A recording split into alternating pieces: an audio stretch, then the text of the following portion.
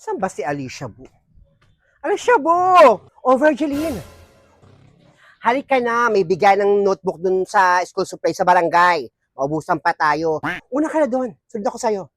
Dala mo yung stab mo, ha? O, dadaling ko yung stab. Bisa mo! Ang init, buwisit. Oh.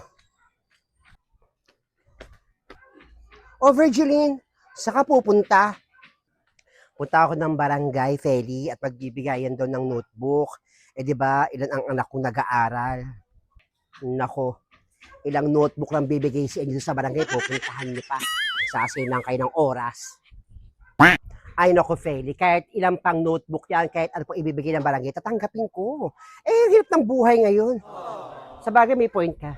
Sige na, pumunta ka na ba pa akong babadip sa'yo? Diyan ka na nga, dami mong alam.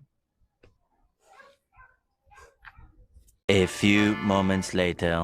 Alam mo, Alicia, bulaking tulong na to kahit ilang notebook lang. At kahit papaano, ilan lang ang bibilin ko para sa iba kong anak. Laking tulong na to. Sinabi mo pa, Virgil, laking tulong talaga to.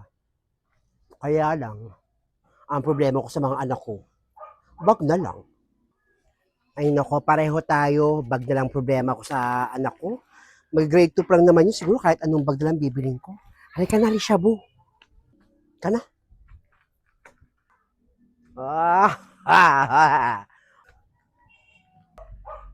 Mukhang masaya kayong dalawa. Talagang nakakubra kayo sa barangay, no? Super saya, Feli. Oo naman, Feli. Masaya kami ni Alicia, Bu. Kahit papaano naman, nakakatulong yung barangay sa atin kahit pa utay-utay lang yung binibigay nila. Ay ka, Virgiline, parang narinig ko bag na lang ang kulang mo sa anak mo. Oo, tama ka. Problema lang namin, bag ng mga anak namin. Pero magagawa naman ng paraan yun, di ba, Alicia Bu? Ako rin, Feli. Wala pa akong bag para sa mga anak ko, eh. Ay, nako. Alicia Bu, wag ka na. Kay Virgil yung bag, bibigay ko. Ba yan? Ha? Himala. Talaga, Feli, may ibibigay kang bag sa amin?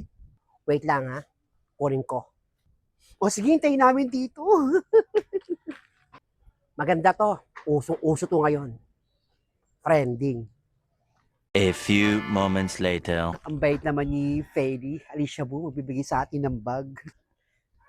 Hirap. O ito. Virginie, ito. Ano yan, Feli? Bag! Para sa anak mo.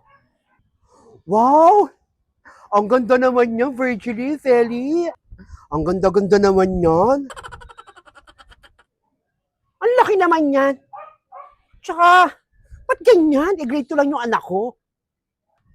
Dilagay mo lahat ng gamit ng anak mo rito para di siya pabalik-balik sa bahay nyo. At least lahat nandyan na. Ayoko. Ay nako. Feli, akin na lang kung ayaw ni Virgiline. Okay, kung ayaw mo, bigay ko lang kay Alicia Bu, napaka-arte mo. Oh, Alicia Bu, ayaw mo pa uso-uso tong bag na to sa gobyerno. Oh, lagayan to ng mga pera. Ayaw mo pa. Oh, Alicia Bu, sa'yo na, kunin mo na. Ano ka ba, Virgil? Uso to, no? Talaga, uso yan? Since ayaw mo naman, aka na lang to para sa mga anak ko. Sige. Naunahan pa ako ni Alicia Bu. Oh, arte-arte mo kasi. Binibigay ko sa'yo, ayaw mo kanina. Ngayon, kinuha ni Alicia Bu. Arte mo, Virgil. Okay na, at meron na siyang bag. Wala ka na bang ibang maleta dyan? Laki naman yan. Wala na, Virgiline. Ito lang yun.